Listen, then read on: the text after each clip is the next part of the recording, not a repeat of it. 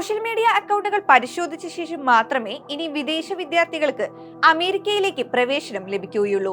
ഉപരിപഠനത്തിന് America തിരഞ്ഞെടുക്കാൻ താല്പര്യപ്പെടുന്ന വിദ്യാർത്ഥികൾക്ക് തിരിച്ചടിയാകുമ്പോൾ Trump ഭരണകൂടത്തിന്റെ ഈ പുതിയ തീരുമാനം. ഇതിന്റെ ഭാഗമായി ഇന്ത്യ ഉൾപ്പെടെയുള്ള രാജ്യങ്ങളിൽ നിന്നുള്ള വിദേശ വിദ്യാർത്ഥികളുടെ ഇന്റർവ്യൂകൾ താൽക്കാലികമായി നിർത്തിവച്ചിരിക്കുകയാണ്. വിദ്യാർത്ഥികളുടെയും ജോബ് വിസയിൽ അമേരിക്കയിലെത്തി പിന്നീട് സ്റ്റുഡന്റ് വിസയിലേക്ക് മാറുന്നവരുടെയും സോഷ്യൽ മീഡിയ അക്കൗണ്ടുകൾ പരിശോധിച്ച ശേഷമായിരിക്കും സ്റ്റുഡന്റ് വിസയ്ക്കുള്ള അനുമതി നൽകുക. സമൂഹ മാധ്യമങ്ങളിൽ അമേരിക്കൻ നയങ്ങൾക്ക് വിരുദ്ധമായ പരാമർശങ്ങളുണ്ടെങ്കിൽ വിസ നിരസിക്കപ്പെടുമെന്നാണ് സൂചന. നിലവിൽ അമേരിക്കയിൽ പഠിച്ചുകൊണ്ടിരിക്കുന്ന വിദ്യാർത്ഥികൾ സ്വന്തം രാജ്യത്ത് പോയി മടങ്ങി വരുമ്പോൾ സോഷ്യൽ മീഡിയ അക്കൗണ്ടുകൾ പരിശോധിക്കാറുണ്ട്. എന്നാൽ പലസ്തീൻ ഇസ്രായേൽ സംഘർഷത്തിന് ശേഷമാണ് നിയമങ്ങൾ കൂടുതൽ കർശനമാക്കാൻ അമേരിക്ക ഒരുങ്ങുന്നത്.